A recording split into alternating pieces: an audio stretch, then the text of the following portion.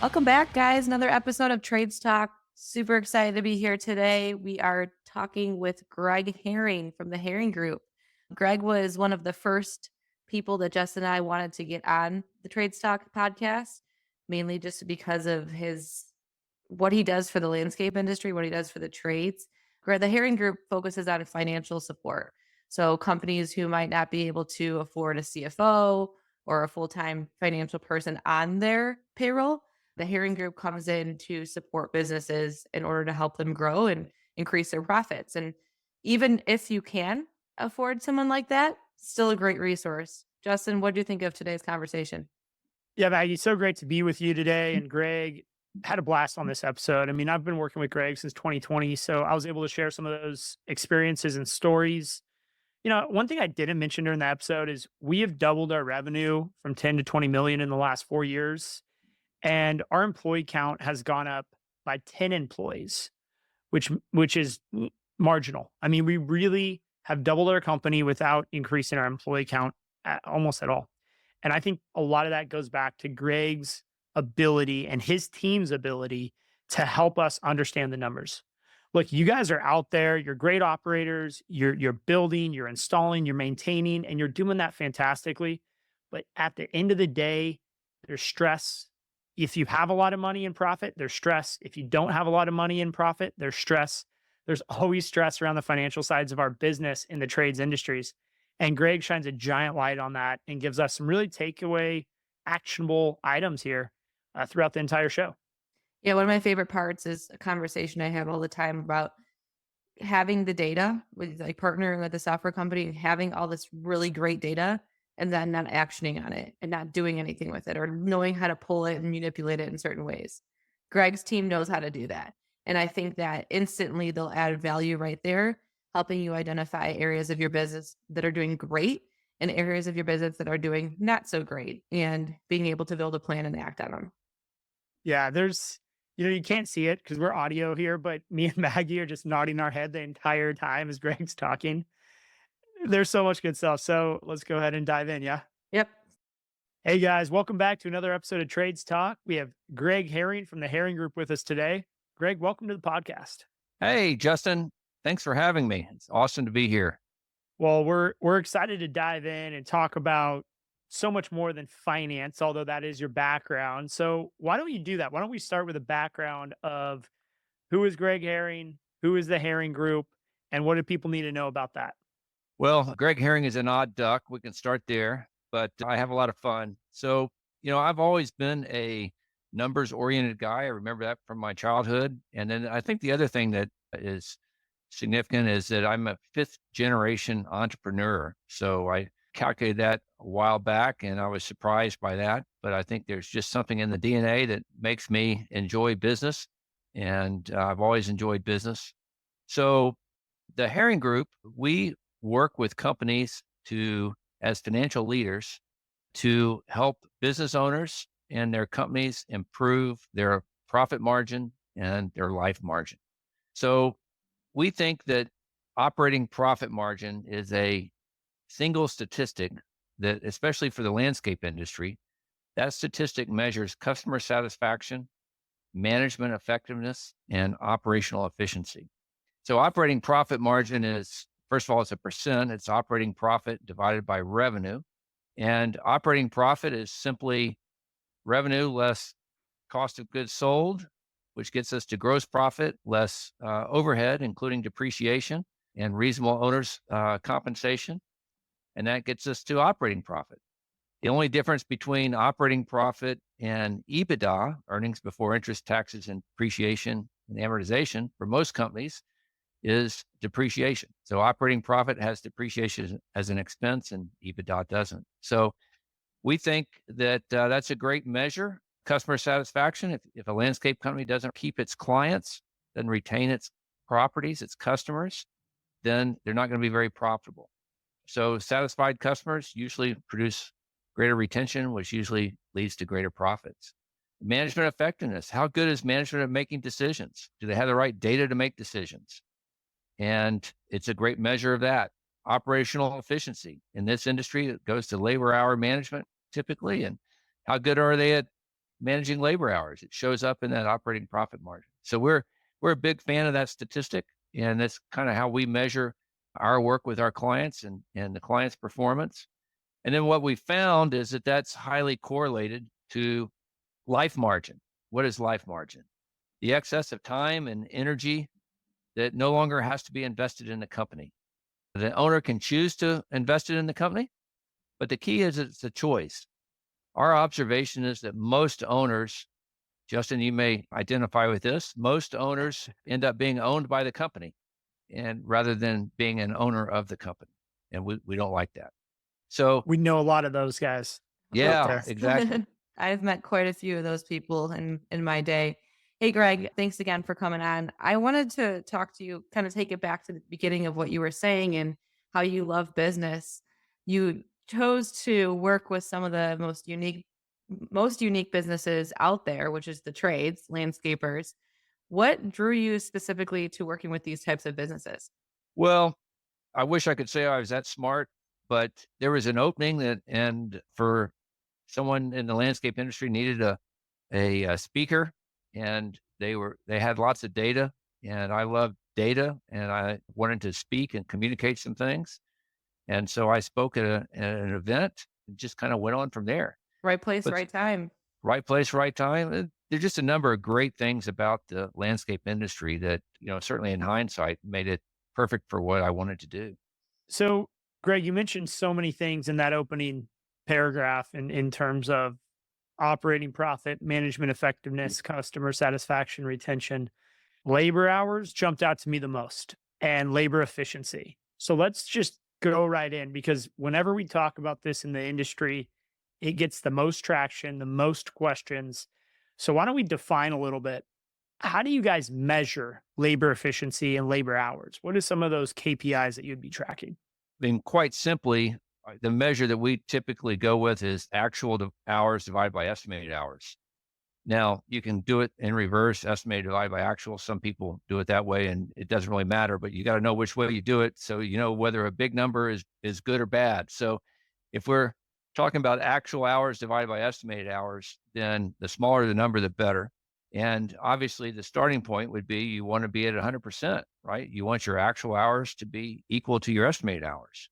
Now, there's lots of ways to think about labor hours, and so I'm sure we'll get to many of those ways, Justin, as we talk. Once you select that as a measure, then with a program like Aspire, software like Aspire, one of the great things about Aspire is it captures a lot of data. One of the Right. other great things about Aspire, and it's why we love it so much, is that we can slice and dice that data in a lot of ways. So we'll take that same KPI, actual hours divided by estimated hours, and we'll look at it by division. We'll look at it by crew leader. We'll look at it by service, right? Maybe we're losing a lot of time on mulch. Maybe we're losing a lot of time on mowing, right? We're 100%, but when we dive into it by service, on mowing, we're 120%. Well, man, that means if we correct a mowing, we could be less than 100%, right? And that has a tendency to drop right to the bottom line. So we take that one measure and with the power of Aspire, you can look at it in many different ways. This is one thing I run into a lot, Greg, with talking to people who are either looking at Aspire or already using it or already using some other software, may not be Aspire. And they're all excited about this data and, having access to all this data, but they don't know how to look at it. They don't know what to do with like when they get the information, okay, what's next? My question for you, I know we worked together for quite some time. When's the best part for the Herring Group to come in on the Aspire or software implementation process? Like, is it day one? Is it once they've got their feet like under them a little bit? And there's probably benefits to all of it, but I would love your personal take on these people who want the data, who have the data, then they don't know what to do with it. Well, I'm gonna step back for a minute. I'm gonna give you a short answer to that question. Then I'm gonna step back and give you a longer answer. So the specific answer is we like to come in 30 to 60 days prior to the go live date or the start of, if it's a longer implementation, then about the time that you're getting started with the implementation. And the reason we like to do that is we have a number of best practices that we've observed with our many clients over many years. And so we're going to help you do things on the front end that make sure that when you want to get to the data on the back end, the data is in good form and usable and able to give you great value. The data, from our perspective, most people that we encounter using Aspire are not getting great value out of the data because they don't know what to do with it. And so, when I got into this, the Herring Group with the landscape focus back in 2016, I wanted to take what CFOs do and bring it down to even smaller companies that couldn't afford, meaning the return on investment wouldn't be there for a virtual CFO. They certainly couldn't afford a real CFO full time.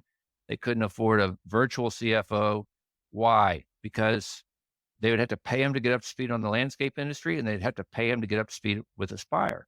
So if you look around at the industry with the companies the size that they are, there's just not a lot of financial an ability to have great financial leaders at those size companies.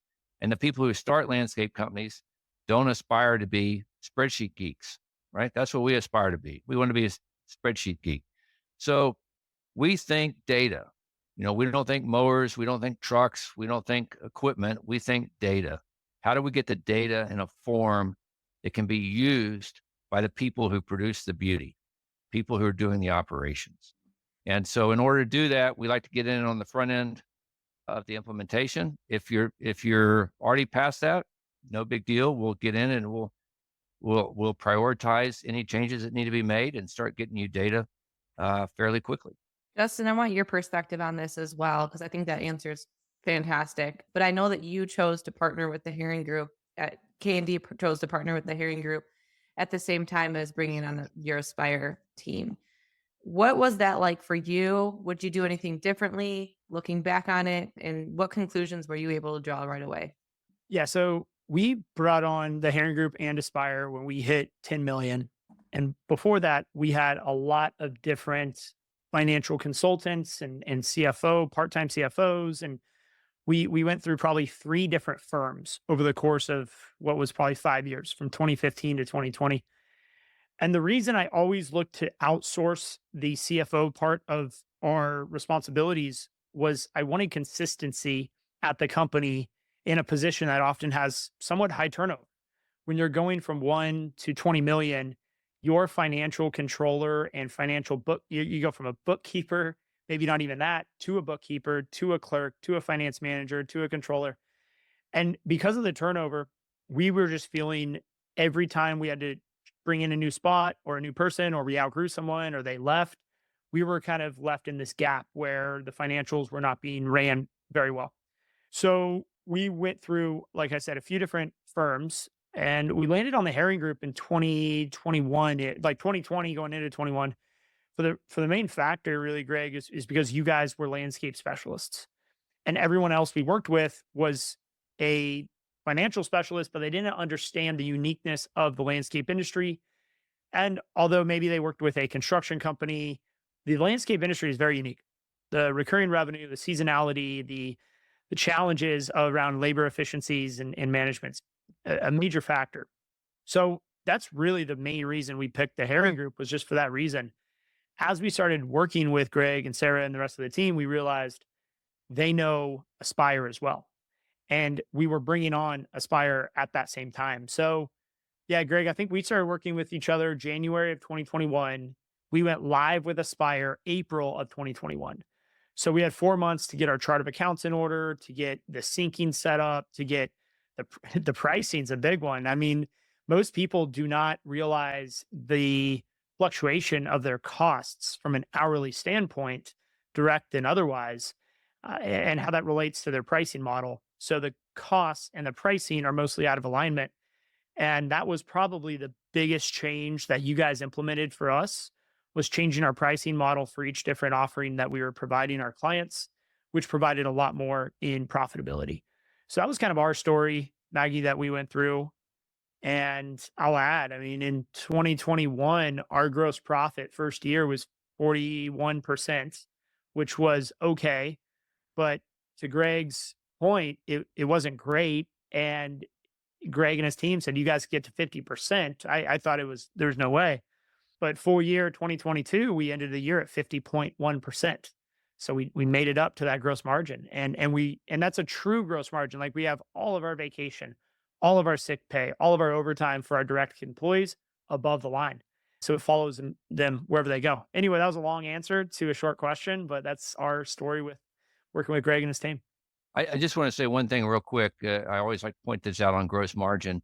So when you talk about gross margin going from 41 to 50, that's a good comparison. That's a 9-point improvement. We can't use 50 as necessarily a benchmark for everyone who's listening, because different Yep. people will have different things above the gross profit line or below the gross profit line, particularly as it relates to burden. And so I always like to point out to people, you don't go to have cocktails and compare, or beer and compare gross margins among your other owners, because that's not going to be helpful. And that's a great point. And I'll add, the recommendation of 50% was made by your team only after they understood our mix, our location, and our in California, Right. our lack of seasonality.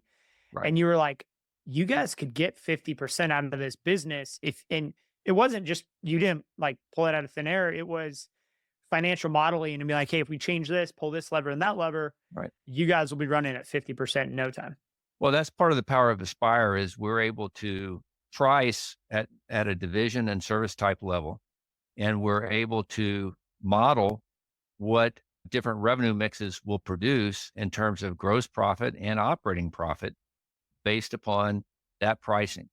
And that we call it the green box, right? There's a weighted average calculation of gross profit margin and operating profit margin that says, hey, if we price everything to plan and produce everything to plan, this is what we're going to end up with. And a lot of people think you have to go do a full budget to get there. We say, no, we've got an easier way to get there, and to give you confidence in your pricing. And so that's where we develop those things, saying, hey, this is how you can get to 50%. And knowing that, and that gives you a rallying point, Justin, because I know you use that with your team. Yeah. That was a metric you followed, is getting to an overall margin of 50%. One of the main things that I heard during one of my selling days of Aspire was this negativity, or then I wouldn't use the word negativity, resistance to adopting the multiple overhead recovery pricing system. And Greg, I would love to hear your take on that and tie it into exactly what we're talking about here, how that's so important to understand your pricing model to that level.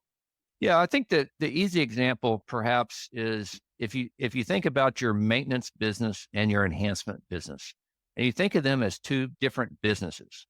Well, what cost do you have in your maintenance business do you not have in your enhancement business? Well, pretty obvious, right? You don't have a bunch of mowers. You don't have a bunch of really expensive mowers, right? And other equipment. In one market, they had significant dump fees. Dump fees were a significant cost. It all related to maintenance, didn't relate to enhancements. When we take your numbers, your historical numbers, and compute the actual overhead that you have for each of those different divisions, in this case, maintenance and enhancements, you're going to end up with significantly different overhead numbers. Right. With one client, we said, hey, look, you're breaking even on your maintenance, right? Through this analysis that we did, we walked him through the analysis because we want to make sure we got all the assumptions right. That's how we discovered dump fees only related to maintenance, right? And we said, okay, well, based on these assumptions, which you agree with, last 12 months, your maintenance business produced 0 operating profit. He goes, wow, this guy's a brilliant operator. He goes, wow, I can't raise my prices. We're at market on prices. That means I've got to dump all of my maintenance contracts that aren't going to do enhancements. And he'd been on Aspire for a while, so we just ran a list of all the properties. What were their maintenance revenues? What were their enhancement revenues? And then every time, and they said, oh, and then I've got to tell my business developer not to bid on any properties that aren't going to do enhancements. And so as soon as they would add a new $50,000 a year property, they would terminate the contract with the $50,000 a year property. they were substituting the right properties for the wrong properties Mhm. based upon this analysis that said, hey, you're breaking even on maintenance. So many companies are scared to fire people who aren't making them money.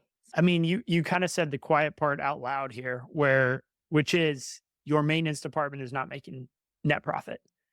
And we were in that. You're not talking about us, but we were in that same boat. I think a lot of people are in that boat and they don't realize they're losing money on or breaking even on maintenance. And we're going to get to M&A, but you go to sell your business and you think you're going to get this insane multiple because you're 70% maintenance and 30% construction. But once the financial folks start digging into your numbers and doing these cost analysis, they realize, well, the maintenance doesn't have much of an EBITDA. So they'd love to give you a 12x EBITDA on your maintenance, but you only have 2 or 3% net profit there. So for those folks who are not tracking their net profit by department, what is the quickest way to get to that? And how do you recommend they go about doing that? Well, they can attempt to do it themselves. When I first started in 2016, I thought I was going to do webinars and teach owners how to think like a CFO. I soon discovered that most owners don't want to think like a CFO. If they wanted to think like a CFO, they would have become a CFO. This is going to sound self-serving, but I think there's a reason why big companies have CFOs. And it's to do analysis like this for the CEO so that the CEO and the executives can make decisions based upon data. And so some way you've got to make decisions based upon data, and you've got to get the data. And I would say that most people are not going to enjoy that. Most landscape business owners are not going to enjoy that process. And there's probably a higher and better use for their time than trying to be the CFO. So then you've got to find some resources. We publish a lot of stuff on our website, on our blog. We always try and we do a lot of webinars, and they're in that same blog area.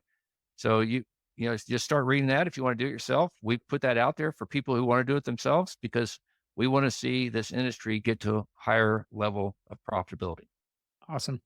Yeah. And I would agree with that as far as the going at it alone. You have to ask yourself, is this the best use of my time?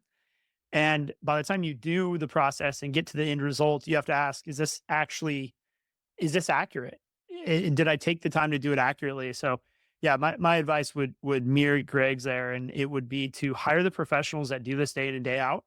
You may need to go to work on your business. It may take you 6 months or potentially a full 12 months of running your business properly with the right systems and processes to get the data aggregated and separated, should I say, to where you can identify the cost per division. Well, I'm going to push back on that a little bit. So because of the industry that we are serving, the landscape industry, we are used to having suboptimal data to work with. And so we've got to, again, because of our background and experiences as CFO type people, we've got lots of ways that we can take less than stellar data and turn it into data that can help the owner and his or her managers make good decisions. So we deal with that all the time. And the data issue, it'll get better and it'll get easier, but we deal with that, and we take on that responsibility to do that work. We don't tell them that they got to do it. Well, that's good. I think that I'm glad you said that because there could be people listening saying, oh man, I need to get my books in order before I call Greg. But actually you guys are able to help them just as is. And it's better to ask for help today than waiting on your own. Well, again, because of our experiences, one of the things that we bring to the table, and any CFO would bring to the table, right, is you got to figure out the right sequence. What's the most important? What are the 3 most important actions to take now? And then when those are done, what are the next 3 actions that need to be taken? And so we're going to know, any CFO type person is going to know what the most important actions are going to be, and we're going to measure importance by what's going to produce the greatest return on investment. Right? You're going to pay this CFO some bucks. Well, because we're financial people, CFOs, we want you to get a return on that investment. And so we're going to prioritize those things that will help you get that return on your investment. Well said. It reminds me of the conversation we had with Steve Hero. And understanding why the drivers are in place for the sales team in certain areas of the business and like what that means down to the personal level. And I think what Greg's team does is provide value there and provide talking points there so that each individual person can make their goals align with the company's goals, and understand why, ultimately to make everyone more money, because who doesn't love more money? But yeah, it just made me think back to like Greg would be a great resource to have in and to help explain to your sales staff, here's why we're putting the effort here during this time of year. And this is what it's going to do for both you and the business. Well said. I'll, Yep. I'll add to that. When we started with Greg's team, is it was me on every call, and then maybe a manager here or there. Today, I am in usually once a month calls, but there's additional calls that happen with our director of maintenance, our director of construction, our COO, our controller. So we're very engaged with your team, Greg, obviously, and that has been a huge help for us because now I am. You mentioned, an owner thinking like a CFO, but if you can get that level down to your leadership team and they're able to make decisions, to Maggie's point, the CEO can be freed up to really be the CEO, be the visionary out in front. I get the data I need weekly and monthly, but I'm not necessarily having to make pricing decisions. That's going to be Ryan in maintenance, and that's going to be Jeremy in construction, and they're really in charge. And for the first time in 2024, they took charge of their budgets and they built their pricing models with the team's help, and it's going well. We're having a great year. Well, Justin, what you just nailed is why life margin is correlated with profit margin. So life margin is the excess of time and energy for the CEO or the owner or even a branch manager.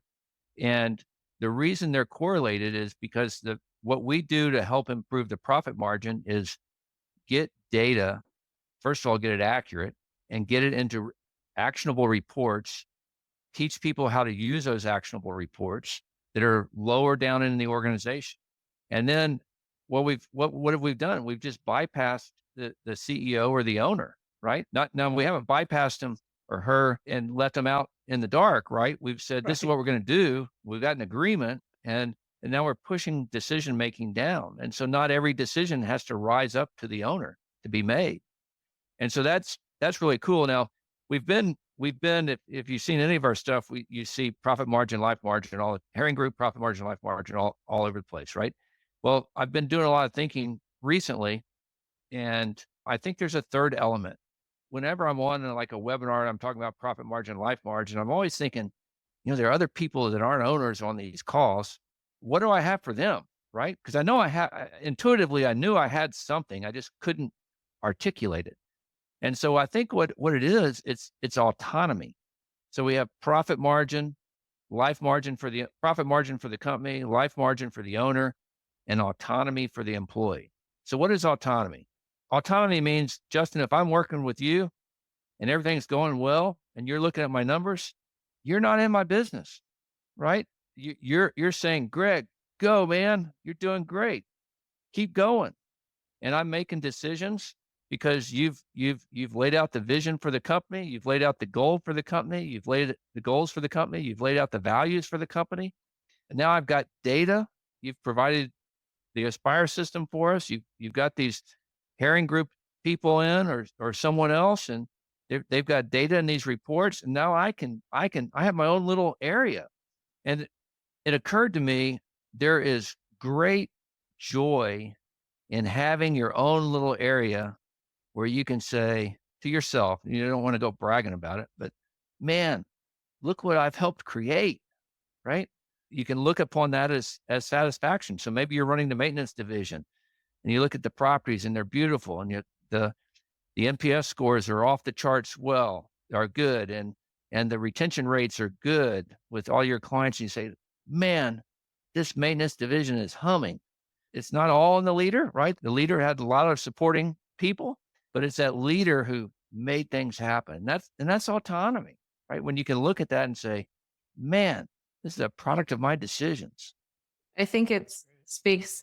I'm going to toot Justin's horn here a little bit. I mean, his team is so bought into what he's doing, and I think it speaks to his credibility and his decision making. And I know that Justin always gives it back to his team, right? He says, Yeah, this is like, look what I did. No, look what we did. Like, look what we did together. And a lot of tough decisions fell on Justin's lap. But at the end of the day, he made those decisions with his leadership team. And it's pretty cool to see. Yeah. Sorry, I had to Thank you give you a for little that. plug there because the culture is a big thing. And we saw a couple weeks ago in Orlando at Ignite. absolutely. Yeah. The team, especially the leaders and what we call the bar raisers, the people on the team that literally raise the bar for everybody else. We all have them. They could operate a very successful business if they went out and did it. They just happen to fall into where they're at. And all of us have these people in our companies that are truly visionary, entrepreneurial type people. They just aren't at this moment running their own business. Maybe in the future they will. Hey, maybe in the past they did. We have some of those guys. And if you can give them the, not just the autonomy, but if you can give them the confidence that you believe in their ability to run a unit, whether it's a crew in the field or Right. it's a supervisor overseeing a unit of crews, a branch manager, it goes all the way up to these business units till you're running an entire region, or potentially like John, our COO, who really runs our entire day to day operations. These people thrive when you give them the tools, you give them the confidence, the coaching, but you stay out of their way in the small nuts and bolts stuff of the day to day. Now, a lot of people I talk to are in this, it's this range, it's 3 to 7 million in revenue. Some are a little lower, some are a little higher, but most people in this range are what I call the superheroes of their company. They're the founders typically, and they are running everything through their email inbox, their cell phone. Everything goes through them, from the clients to the invoicing to the financials. And this is that point you have to start letting go, but you can't just let go and walk away. You have to give the right Right. processes. So Greg, for someone in that 3 to 7 million mark, we all talk to these people a lot, and they're trying to get to 10 million, build a leadership team, let go, empower their people. What is your advice to those folks when they say, hey, I'm scared to let go because I'm really scared that we're going to run out of business or something bad's going to happen? Yeah, I think there's a couple of things. I don't have many regrets when I look back on my career, but one regret I have is that I did not invest in myself enough. And what I mean by that is I never had any executive coaching until about 8 or 9 years ago. And man, that has just been phenomenal. So I would say if you're in that 3 to 7 million range, get some executive coaching. Peer groups can do some of that, but sometimes it just doesn't work as well as I'm a big fan of peer groups, but I don't think it serves as a substitute for executive coaching. That's probably the best way to say it. If I can just interject, I want you to Yeah. finish this point, but just on peer groups alone, I think it's a great place to go get inspired. But if you don't have the one-on-one coach who's going to hold you accountable, all those ideas fall to the bottom of the list when you come back home and the Monday morning fires start back up. The coaching would be an important one. And then I think the other thing, maybe there's two other things. So one is understanding your goal, your purpose, and somewhat beyond the business, right? If your goal is to have, great family life, take several weeks of vacation, not be married to your email box and your phone, then you might go in one direction. If your goal is to become dominant in the industry in your market, then you're going to have to grow. And so that might take you in a different direction. If you like being the guy, the superhero, I love that metaphor. If you like being the superhero, great, be the superhero, but don't try and grow, right? Because your life is gonna, frankly, it's just gonna suck. And so you kind of start with goals and purpose, and then kind of work backwards. Now, let's assume that you want to grow, and we like seeing companies growing at 10 to 20% a year, maybe up to 25 if they're have a growth mindset. Because right now, inflation's 3 to 5%, 3 to 8%, somewhere in there. And so you have to be on top of that number to have real growth, right? So so if you want to grow, the metaphor that I like is you have to learn to shift gears.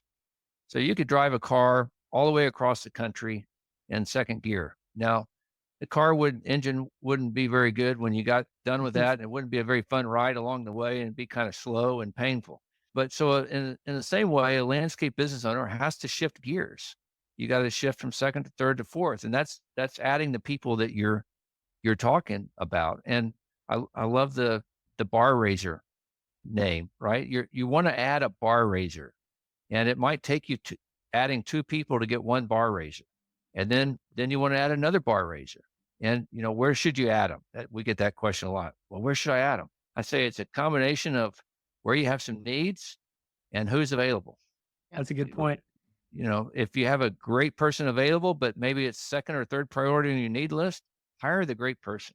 What is your purpose, or like what makes you feel good where you want to be doesn't align with your skill set to be there? So say you are the person who wants to be this visionary and grow and all these things, but you're the type of person who just takes on more and more work and doesn't align with where you think you want to go. I think that's where the executive coaching can really play an important role. Is the executive coach is going to ask you a lot of questions. They're going to call you out on it. And they're going to call you out very on blunt. it. Like, what do you want, right? Do you want the control and being the superhero, or do you want a $20 million company? Pick one. You're a better superhero than a lot of people, but you're not going to get to 20 million, right? That other superhero got to 3, you got to 7, but you're not going above 7. What do you want? Yeah, I think 7's really, if you're doing above 7 in what I call superhero mode, then congratulations. But I'm sure the other half back home is probably not too happy. I'll add, so you mentioned executive coaching. In the last 10 years, I've spent over $1 million on executive coaching just for myself. And you can double that when you look at our team. Like, we really believe in executive coaching. And just this weekend, this will air actually pretty soon. And so I invested $16,000 into a 30-day course for a one-on-one coach who will meet with me 4 times. So I'm paying him basically $4,000 an hour. This is a master marketer, master salesperson. He's got 3 million followers on Instagram and what have you. The funny thing is my biggest strength, which is sales and marketing, is now our company's biggest weakness. And we're having to reset our plan around marketing and sales. I need help from the outside because I'm too close to it. And if I have it my way, no matter how much I try to delegate this, I just keep grabbing it and putting it back on my plate. So my request to this very expensive and hopefully life-changing coach that I'm hiring is help me figure out how to stop getting involved with sales and marketing of my $20 million company because it's not sustainable. That's just a little experience share of, I know that ROI is going to come back in the first 60 days. For sure, I'll get that money back and then some. I had an executive coach. This is why I hired him. In the first session, asked me one question that totally changed the way I make decisions forever and ever. One question. When I was doing virtual CFO work for a variety of companies, and I had a client that I'd been with for a long time as their virtual CFO. And, I could see this trend line. We were going like this and we had layoffs and the trend line kept going down and we're going to have more layoffs. And I'm like, man, I am not happy. I take this stuff personally, right? If the company's not performing, I take it personally. Perhaps I shouldn't, but I do. And so I was laying out this scenario, asking this coach, for some help on how to deal with his owner. And he just kind of paused, said, Greg, when you look at the future, is it usually a negative?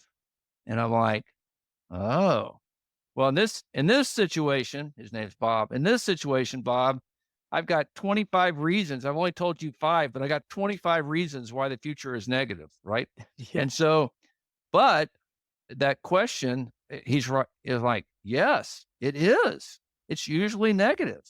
Well, how can you be an entrepreneur and have a negative outlook on the future, right? I mean, that's like, that doesn't work. So that just fundamentally changed my outlook. And then just to put an exclamation on that company got a call from someone, sounded like a crank call, but we went through a normal process and to qualify it.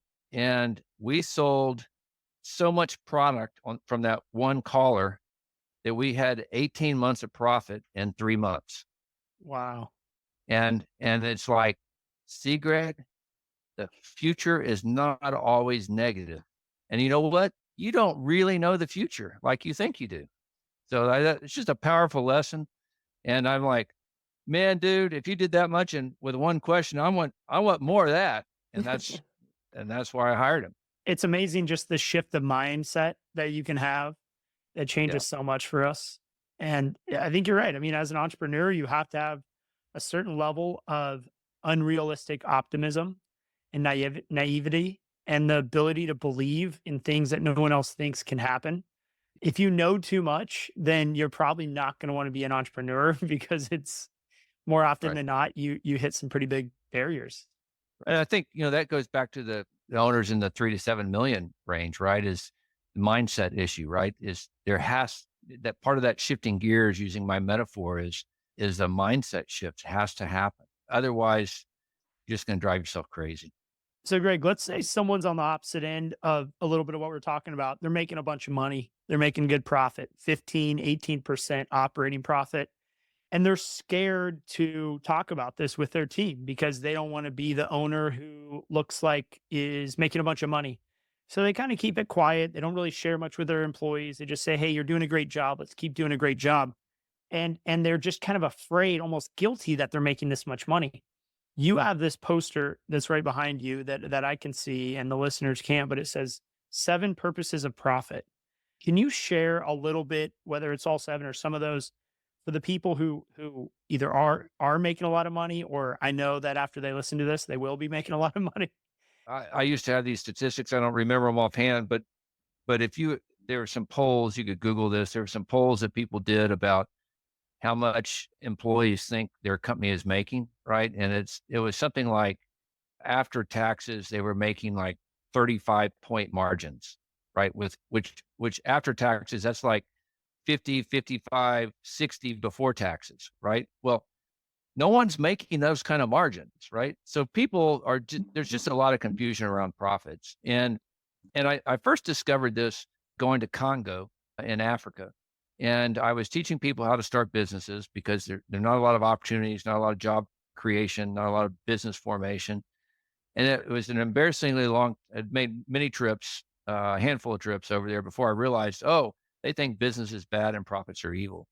And so that's the genesis of this poster, 7 Purposes of Profits, is I had to think about, okay, intuitively, profit seems important to me, but okay, if we're starting from scratch, why is profit important? So the 7 purposes of profit is one other thing before I get to 7 purposes. If you started your business after 2009, you have never experienced a recession. Now, we had some difficult Tough moments years. around Yeah. COVID, but for the most part, COVID for the landscape industry was a great thing, right? We had PPP money, got ERC money, we got people spending that money on landscape. I mean, it was generally speaking a great thing. So I think of profit. One of the purposes of profit is it's like a shock absorber, right? If you're starting with 10 or 15 points of operating profit or even higher, and you lose some business because of a recession, well, you've got some time to adjust, right? You can absorb that shock. If you're starting at 2%, 3%, 4%, you're having to start thinking about cutting overhead very quickly, very quickly. And so 7 purposes of profit, one is that what we already talked about, right? Is profit measures the customer satisfaction, management effectiveness, and operational efficiency. Profits provide cash needed for companies to grow. Profits provide cash needed for companies to take risk and invest in new products and services. Profits provide cash needed to offer above market pay to employees with above market performance. Big one right there. Yep. Profits provide savings for downturns. We just talked about that, meaning we talked about it, the profit margin kind of buying you some time. Well, if you've had profits and you've saved those profits, right, then you can actually go negative operating, run a loss for some period of time, right? Profits fund investments in the community through taxes and charitable contributions. Profits compensate, you'll like this one, Justin. Profits compensate owners for enduring sleepless nights, embracing risk, and investing cash to provide meaningful jobs and products or services for the community. So Congo, right, in the city that I went to, like life sucks there. I mean, it'd be hard to live there. Why? Well, part of it is there's not a lot of employment opportunities, but part of it is there are not a lot of goods and services to buy to make life better, right? And so the beauty that you create in your business, Justin, is awesome. The technology that the people behind Aspire created for businesses to use and to excel is awesome, right? That couldn't happen without profit, and people deserve to be rewarded for that risk. That last comment is probably the most important is people deserve to be rewarded for what they're putting in, because at the end of the day, if it doesn't work out, they're the ones who are in the hole the most. They take on the most risk, but they should also reap the reward. A lot of that study you were talking about, people not understanding the profit. I also think that I'd love to take it a level deeper and people not understanding all the costs that go into running a business. A lot of people think it's just, oh, the cost of the mowers and the direct costs. They don't see all of that overhead costs. And I wish businesses would get a little bit more transparent, like what their insurance is costing them on a monthly basis. What, in order to have benefits to provide for the company, like what does that look like as a cost? What's the electric bill? All of those, or what's the gas, the fuel bill? All those shared overhead costs, while they're not very like as easily impacted by business decisions, they're a big chunk of that profit that people don't even think about. And I relate this back to my team. It's funny because I'll get comments from people on my team like, oh, well, you're in leadership. Like you must make a lot more money, or I'm like, but I have a lot different costs than you. And I explained to them, I go, I have 2 kids in daycare and I have all these things. And not saying that their costs are less significant than mine, but I'm like, everyone's story is different. And you need to be respectful and understand that everyone has different factors that go into that profit and or that Right. that money. So just thought it was a funny, relatable thing that I always Yep, talk about with my team. that's good. A lot of misunderstanding around So profit. No, so no much question about it. misunderstanding. Yeah. Yeah. I would say if you don't tell your employees what your net profit is, they'll assume that your gross profit is your net profit. And That's a great summary, Justin. That is a great summary. yeah. Shout out to Tina on my team. She's so good at this. We're very much of an open book company. We have our own way of doing it, but she does this penny exercise and we do it almost every year. And basically we give, it's actually, this is, Greg, you're going to love this. We break our team out into 7 or 8 groups and we give everybody a P&L statement and we give them a number of pennies, which equates to the income on their P&L. And then Tina will walk around and ask everyone to pay the costs of operating the business. And so you got to give like half your pennies out. Everyone's P&L is slightly different. So some get more or less pennies, some have more or less cost. And we purposely make about half of them have a negative P&L. And so Tina goes and says, where's the rest of the money you owe me? And they go, we have no more pennies. We gave you all of our pennies. She goes, oh, so you lost money. And they're like, well, I guess I just got this P&L. But we say, okay, well, now you have to go find whoever else is profitable and negotiate a loan that you then have to pay. I love that. That's awesome. And we don't tell them this in advance. So all of a sudden they're like, hey, we have an issue. We don't have, like, you guys didn't give us enough pennies. And we go, looks like you messed up on sales or projections or costs. And that is truly like, and so we compare it with the months of the year or the seasonality of the year. And I think we've done quarters, we've done months, we've done divisions, but we've actually done months where we give them January and February, which lose money. The coolest thing about this is people realize the P&L is very detailed. So it's like 1 penny for this, 2 pennies for that. They realize how much money we spend on marketing. They realize how much money we spend on insurance and rent and vehicles and depreciation or, capital expenditures. And at the end of the day, we have a giant bucket of pennies, which is our revenue. And then a giant, the revenue turns into cost, still a giant bucket. And we have a tiny little jar of like 10 pennies. That's our operating profit at the end of the year, or free cash flow a lot of times. That's a great exercise to help. It's a good visual. Yeah. Like, to be able to see that. That's such a great call ahead at the bank when you need all these pennies. As you know, those overhead costs, those pennies, they tend to be fairly fixed, right? Like the people around that table's salaries, right? Yep. You mentioned 2008. We have not gone through anything close to 2008. I started working full time in 2006. So I got a little bit of experience, but I didn't see it from the owner's perspective. My dad and mom really kind of shielded me from that. But talking with people who went through that, I mean, this was a literally you lost half your business over the course of 60 days. So I think people who may have been in business for 10 or 15 years say, yeah, but I can deal with it today. It's like if 50% of your employee, sorry, 50% of your clients did not pay you next month, that would be really hard to deal with. Yeah. Well, Greg, let's end on a high note. Let's talk a little bit about your biggest piece of advice for people out there listening to this podcast, your trade secret, as we call it. Is there one piece of advice, a quote, a lesson learned, an experience share that you have that we could leave our listeners with today? And take your time because we can cut this silence out in post Okay. production. I can see you I trying to pick between 5 things. I would go back to, what do you want? A lot of people go through life never answering that question. And I think it's a lost opportunity. What do you want? We live in a great country. We've got enormous opportunity. What do you want? Many of you are business owners that are creating great beauty for your community.